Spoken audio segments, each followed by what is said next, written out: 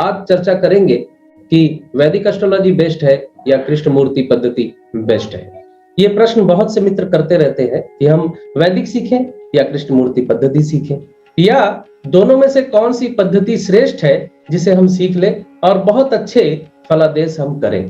तो मेरे इस वीडियो को ध्यान से सुनिएगा, ध्यान से देखिएगा, आपके प्रश्नों के उत्तर आप लोगों को मिल जाएंगे। सबसे पहला प्रश्न, दोनों में से कौन सी पद्धति बेस्ट है, और यही आखिरी प्रश्न भी है, समझ लीजिए। तो आप लोगों को यह समझना होगा कि वैदिक एस्ट्रोलॉजी जो है ज्योतिष का मूल है। 27 नक्षत्रों की व्याख्या, राशियों की व्याख्या, भावों की व्याख्या, ग्रहों की व्याख्या, ये सभी वैदिक एस्ट्रोलॉजी का मूल है। कृष्णमूर्ति पद्धति में भी इन्हीं बातों का इस्तेमाल होता है, कोई अंतर नहीं। वैदिक एस्ट्रोलॉजी 27 नक्षत्रों की बात करती है, कृष्णमूर्ति पद्धति भी 27 नक्षत्रों की ही बात करती है। कृष्णमूर्ति पद्धति कोई 40 नक्षत्रों की बात नहीं करती। बस अंतर इतना है कि कृष्णमूर्ति पद्धति उन 27 नक्षत्रों के अलावा नक्षत्रों के सबलॉट्स की भी बात करती है। वैदिक एस्ट्रोलॉजी में 27 नक्षत्र है सिर्फ, और कृष्णमूर्ति पद्धति में हर एक नक्षत्र के 9 भाग है सबलॉट के तौर पे, जो फलादेश में सूक्ष्मता देता है। वैदिक एस्ट्रोलॉजी में ग्रह जिस भाव में बैठा होता है उसी भाव को वरीयता देते हुए हम व्याख्या करते हैं कि ग्रह तीसरे भाव में बैठा है, इसका फल ये होगा। कृष्णमूर्ति पद्धति ये नहीं करती। कृष्णमूर्ति पद्धति ये देखती है कि तीसरे भाव में बैठे हुए ग्रह किस नक्षत्र में बैठे हुए हैं, और तीसरे भाव में बैठा हुआ ग्रह किस भाव का मालिक है, किस भाव का लॉर्ड है, और तीसरे भाव में बैठकर किसके नक्षत्र में बैठा है, और वो नक्षत्र लॉर्ड किस भाव का लॉर्ड है, और वो नक्षत्र खुद कहां बैठा है।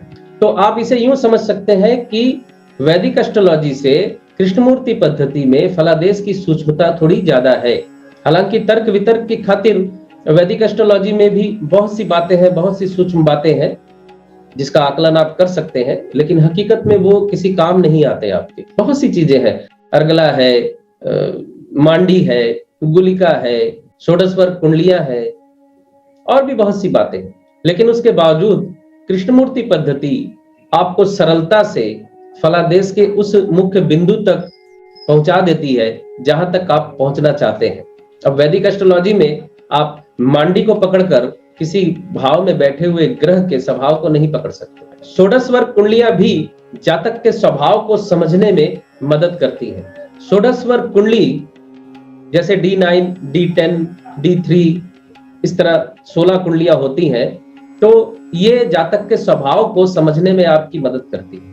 टू दी पॉइंट, दशा अंतरदशा के अनुसार क्या फल आपके सामने आने वाला है, ये षोडशवर कुंडलियां नहीं बताती। कृष्णमूर्ति पद्धति में सबसे सरलता जो है वो ग्रह की कनेक्टिविटी है।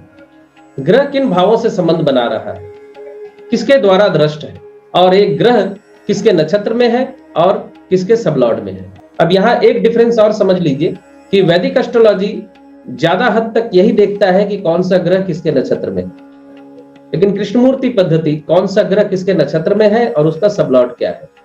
और कृष्णमूर्ति पद्धति के अनुसार नक्षत्र के अनुसार घटना घटती है और उसका सबलॉर्ड जो है पास फेल का निर्णय करता है। यानी कोई भी काम अगर आप करते हैं तो नक्षत्र के माध्यम से काम होगा, और उसका सबलॉर्ड जो है आपको उस काम में सफलता मिलेगी या असफलता मिलेगी, इस चीज को बताता है आपके सामने। वैदिक इस मामले में थोड़ा सा पीछे रह जाता है, जरा सा। मैं ये नहीं कह रहा कि वैदिक एस्ट्रोलॉजी से फलादेश नहीं होता, वैदिक एस्ट्रोलॉजी से भी फलादेश होता है, और आज से 100 साल पहले वैदिक एस्ट्रोलॉजी ही थी और बहुत अच्छे अच्छे फलादेश किए गए थे।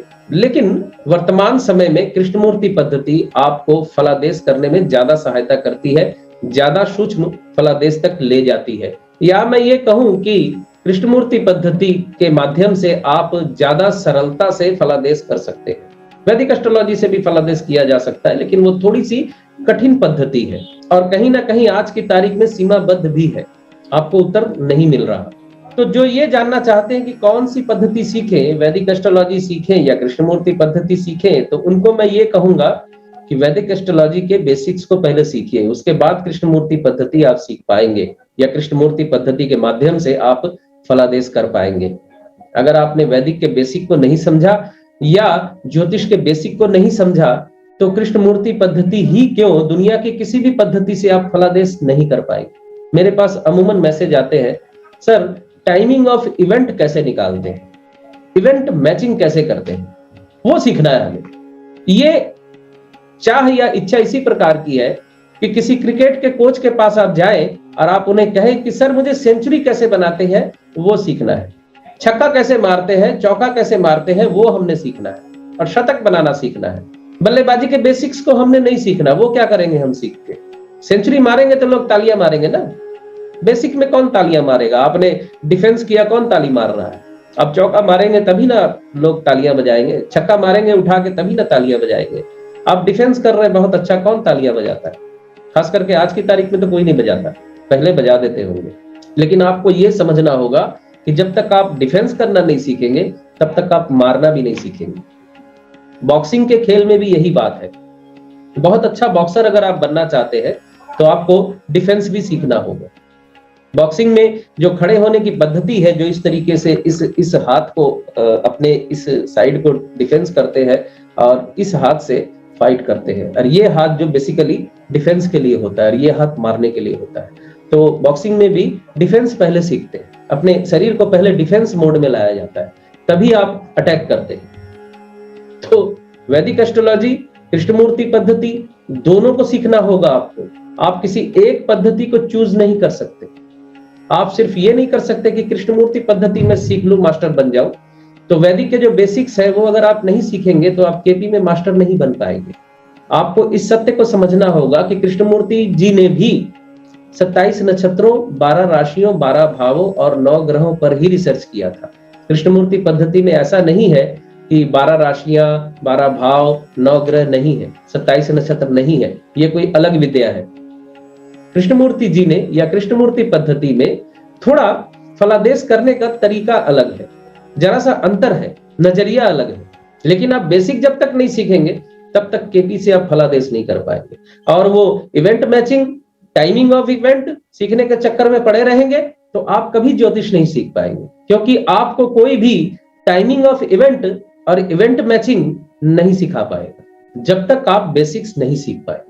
ज्यादातर आजकल सीखने वालों की डिमांड होती है शादी की तारीख कैसे निकाले, नौकरी कैसे निकाले, बस ये 2-3 चीजें हमें बता दीजिए। तो मेरे पास तो ऐसे लोग आते हैं और भटक के वापस चले जाते हैं। मैं उनको कभी भी एडमिट नहीं करता अपने पास, चले जाते हैं कहीं और सीखने। कई लोग ले लेते हैं कि हाँ हम सिखा देंगे, लेकिन मैं नहीं सिखाता। मैं उनको एडमिट भी नहीं लेता अपने पास, क्योंकि उनको ज्योतिष सीखने में कोई रुचि नहीं होती। उनको अगर मैं बताऊंगा कि चर स्थिर दी स्वभाव की राशियां कौन सी होती हैं तो वो सुनेंगे ही नहीं। कौन सी राशि अग्नि तत्व, वायु तत्व, जल तत्व की है, उनको समझाने की कोशिश करूंगा तो वो सुनेंगे ही नहीं। उनको अग्नि, पृथ्वी, वायु, जल, चर स्थिर दी स्वभाव, इससे कोई लेना देना नहीं है। नौकरी की तारीख कैसे निकालनी है वो बताइए हमें, टाइमिंग ऑफ इवेंट कैसे निकालना है, तो आप कभी नहीं सीख पाएंगे। तो जो लोग ये प्रश्न करते हैं कि हम वैदिक एस्ट्रोलॉजी सीख लें कि कृष्णमूर्ति पद्धति सीख लें, उनको मैं कहूंगा ज्योतिष सीखिए। ज्योतिष में बहुत से तरीके हैं, बहुत सी विद्याएं हैं, ज्योतिष सीखिए। ज्योतिष को बेसिक से शुरू कीजिए। आप ये समझ लीजिए कि प्रथम भाव और द्वितीय भाव की जो व्याख्या वैदिक एस्ट्रोलॉजी में है वही व्याख्या कृष्णमूर्ति पद्धति में भी है। वैदिक एस्ट्रोलॉजी में भी दूसरा भाव धन का भाव कहलाता है और कृष्णमूर्ति पद्धति में भी दूसरा भाव धन का ही भाव कहलाता है। हालांकि कुछ ओवर स्मार्ट्स लोगों ने, खेल करने वालों ने, जो लोग खेलते हैं चीजों से अपने तरीके से, गलत तरीके से, नकारात्मक तरीके से, छठे भाव को धन भाव बना दिया है। ऐसा बोलने वाले भी मूर्ख हैं, और जो ये मान के बैठे हुए कि छठा भाव धन भाव होता है वो भी मूर्ख है। क्योंकि एक मूर्खता को फॉलो करेंगे तो आप भी तो मूर्ख ही पैदा होंगे, आप भी तो मूर्ख ही बनेंगे, वाइस कहां से हो जाएंगे। वो भी एक अजीब सा तर्क है कि छठे भाव से नौकरी मिलती है तो धन आता है। छोड़िए, जाने दीजिए, ये तर्क कुतर्क चलते रहते हैं ज्योतिष जगत में। तो कृष्णमूर्ति पद्धति और वैदिक एस्ट्रोलॉजी में डिफरेंट तो है, देखने के नजरिए में अंतर है, फलादेश करने के तरीके में अंतर है, लेकिन दोनों में से बेस्ट कोई नहीं है। यानी आप ये जानना चाहें कि दोनों में बेस्ट कौन है तो ये मुश्किल उत्तर है। आपको वैदिक के बेसिक को समझते हुए कृष्णमूर्ति पद्धति के माध्यम से फलादेश करना होगा। कृष्णमूर्ति पद्धति फलादेश में और सूक्ष्मता लेकर आती है, बस इतनी सी ही बात है। तो मैं अपनी वाणी को विराम देता हूं यहाँ। मिलते हैं अगले वीडियो में किसी और विषय को लेकर।